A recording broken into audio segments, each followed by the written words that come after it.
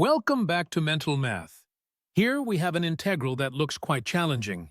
It's a classic problem in calculus, and its solution is surprisingly elegant.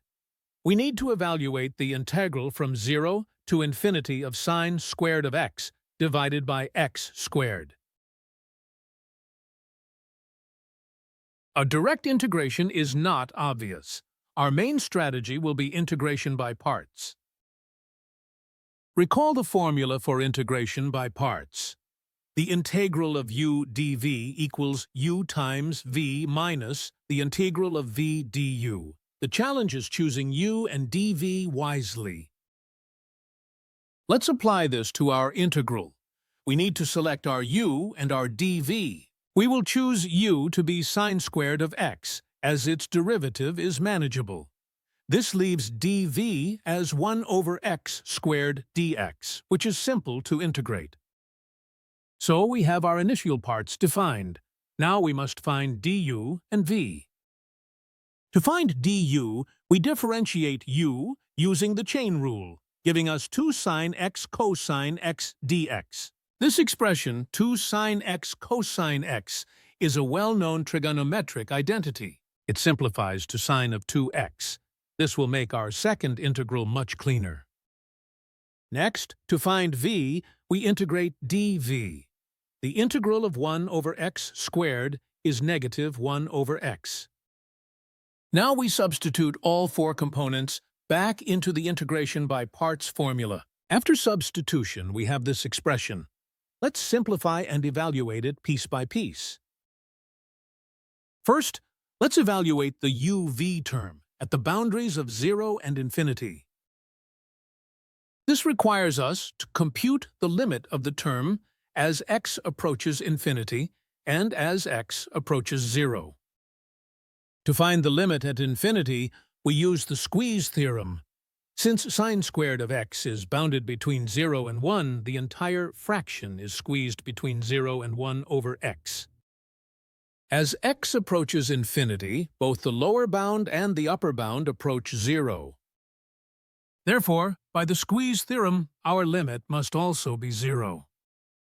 For the limit at 0, note that we are subtracting a negative limit, so the negatives cancel, leaving a positive limit to evaluate.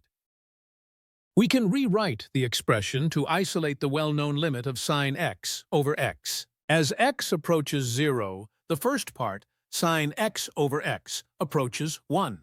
The second part, sine x, approaches 0. The product of the limits is 1 times 0, which is 0. So the entire boundary term evaluates to 0. This simplifies our problem considerably. Now, with the boundary term gone, let's focus on the integral that remains. Our original integral I is now equal to this expression. The 2 negative signs, one from the IBP formula and one from the integrated v, will cancel each other out. This leaves us with the integral of sine of 2x over x.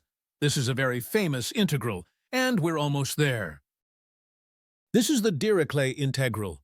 Proving it is a separate, complex problem, but its result is a fundamental tool in analysis. It evaluates to precisely pi over 2. Our integral has a 2x term, not a t. To convert it to the Dirichlet form, we'll use a substitution. Let t equal 2x.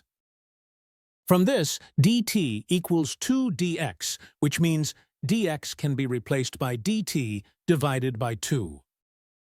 We must also transform the limits of integration. When x is 0, t is 0. As x approaches infinity, t also approaches infinity. The limits remain the same.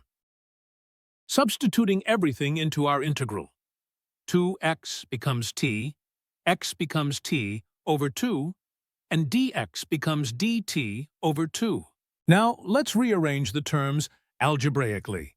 Dividing by t over 2 is the same as multiplying by 2 over t. We can now clearly see that the 2 and the 1/2 are constants that will cancel each other out. And this leaves us with the exact form of the Dirichlet integral. We can now state the final answer. We have successfully shown that our original, complicated-looking integral is equivalent to the Dirichlet integral. Therefore, the value of our integral is exactly pi over 2, from sine squared over x squared to just pi over 2. That's the beauty of integration by parts combined with a well-known result.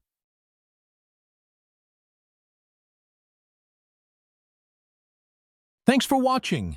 If you enjoyed seeing how integration by parts and the Dirichlet integral work together, hit that like button and subscribe for more mathematical insights. See you next time.